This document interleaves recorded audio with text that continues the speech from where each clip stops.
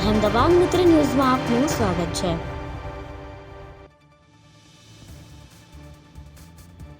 ભરૂચની દહેજ ઔદ્યોગિક વસાહતમાં આરજીપીપી નામની કંપનીમાં પ્રચંડ ધડાકા સાથે આગ લાગી હતી, જેથી કામદારોમાં દોડધામ મચી ગઈ।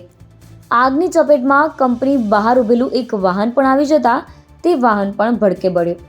આગની જાણ થતાં ફાયર બ્રિગેડના જવાનો દોડી આવ્યા હતા।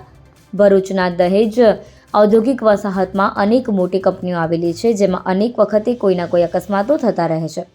ત્યારે ગત રાત્રિના દહેજ જીઆઈડીસીમાં આવેલી આરજીપીપી નામની કંપનીમાં પ્રચંડ ધડાકા સાથે ભયંકર આગ ફાટી નીકળી।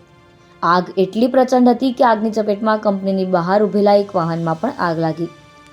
આગનો મેજર કોલ મળતા જ ફાયર બંબાઓના સાયરનથી દહેજ જીઆઈડીસી ગુંજી ઉઠી હતી। ફાયર બ્રિગેડના જવાનોએ આગ પર કાબૂ મેળવવાની જહેમતમાં લાગ્યા હતા। આગના પગલે અંદર કામ કરતા કામદારોમાં નાસભાગ મચી ગઈ હતી।